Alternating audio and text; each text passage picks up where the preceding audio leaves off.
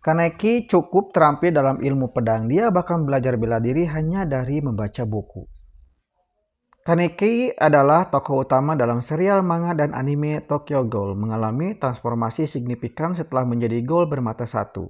Sebagai Ghoul bermata satu, Kaneki memperoleh peningkatan kemampuan fisik seperti kekuatan, kecepatan, dan regenerasi, serta kemampuan untuk menggunakan Kagune miliknya, organ predator unik milik Ghoul yang dapat dimanifestasikan dan digunakan sebagai senjata. Sepanjang seri, kekuatan Kaneki sebagai hantu bermata satu tumbuh saat ia belajar mengendalikan dan memanfaatkan kekuatan barunya dengan lebih efektif. Kekuatannya juga dipengaruhi oleh kondisi mental, pengalaman, dan hubungan yang ia jalin dengan karakter lain. Kekuatan Kaneki ditunjukkan melalui pertarungannya dengan berbagai lawan yang kuat, di mana ia menunjukkan keterampilan bertarung yang mengesankan, pemikiran strategis, dan tekad. Kekuatan Kaneki sebagai hantu bermata satu digambarkan sangat tangguh, terutama saat ia belajar memanfaatkan Kagune dan mengembangkan kemampuan bertarungnya. Namun, kekuatannya juga diimbangi oleh pergulatan internal, dilema moral, dan dampak emosional dari transformasinya menjadi hantu. Secara keseluruhan, Kaneki Ken digambarkan sebagai karakter yang kompleks dan memiliki banyak segi yang kekuatannya sebagai hantu bermata satu berkembang seiring berjalannya seri. Kaneki tidak mengingat ayahnya. Dia meninggal mungkin saat Kaneki masih bayi. Tidak ada orang lain selain seorang ibu di sampingnya, membuatnya secara alami sangat terikat padanya. Dan untuk anak pemalu dan tertutup seperti dia, ini menjadi lebih intens. Namun keluarganya cukup miskin secara finansial karena ibunya harus melakukan 2-3 pekerjaan untuk mencari nafkah.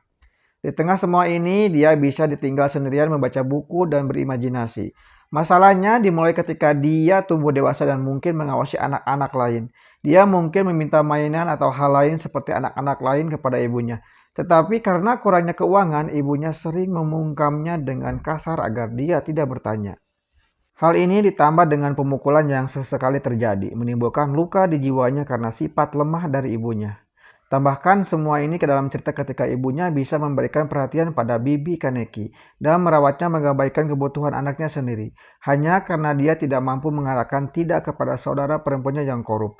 Apakah ibunya banyak menyiksanya? Tidak, tapi kepergian ini, pengabaian ini menjadi seperti siksaan fisik dalam pikiran Kaneki, yang digunakan Rei sebagai alat untuk membuatnya kuat nantinya. Keadaan mulai memburuk ketika ibunya meninggal dan dia menjadi sendirian di dunia ini. Terlebih lagi, bibinya mengadopsinya. Awalnya dia diperlakukan dengan baik di sana, tetapi seiring berjalannya waktu, wanita bercadar itu menunjukkan karakter aslinya pada anak ini. Dulu dia sering memarahinya karena hal-hal kecil dan lebih parah lagi, dia menyiksanya secara fisik dan terkadang bahkan membuatnya lapar. Padahal Kaneki mendapatkan nilai lebih baik dalam ujian sekolah. Mungkin karena Kaneki dia anak yang sangat rajin belajar ya teman-teman daripada anaknya sendiri. Semua ini terlalu berat untuk anak sensitif yang berusia kurang dari 10 tahun. Saat bersama bibinya dia mengalami perubahan mental dan pikirannya mulai percaya bahwa ibunya adalah wanita yang benar-benar baik dan lembut yang hanya ingin membantu orang lain. Dengan kata lain, dia mulai mengidealkan ibunya dibandingkan dengan bibinya. Dari sinilah motonya, lebih baik terluka daripada menyakiti orang lain. Berasal dari satu hal yang perlu diingat di sini adalah bahwa Ibu Kaneki bukanlah orang yang baik. Pikirannya membangun memori yang sama sekali baru meskipun palsu tentang ibunya. Sebagai mekanisme penanggulangan untuk situasi saat ini dengan bibinya dan menekan rasa kesepian. Setelah beberapa waktu, Kaneki lari dari rumah bibinya untuk hidup dengan dana pemerintah. Sendirian dan kesepian ini hampir membunuhnya jika dia tidak bertemu Hid. Atau Hid tidak memasukkan dirinya ke dalam kehidupan Kaneki secara paksa. Dan dari saat itu, satu-satunya orang dalam hidupnya menjadi Hid dan tujuannya setelah menjadi orang yang berpengetahuan dan masuk universitas. Kaneki bukan karena dia tiba-tiba mulai mencintai Gol, itu adalah penerimaan yang dia rasakan di sana yang membuatnya lebih nyaman dalam masyarakat Gol. Kaneki secara tidak sadar sangat egois di sini. Dia harus meninggalkan Hid pada jarak tertentu demi keselamatan. Jadi satu-satunya orang yang dia rasa terikat adalah Tauka, karena mereka berdua merasa bahwa perjuangan internal mereka dalam kehidupan gaul serupa.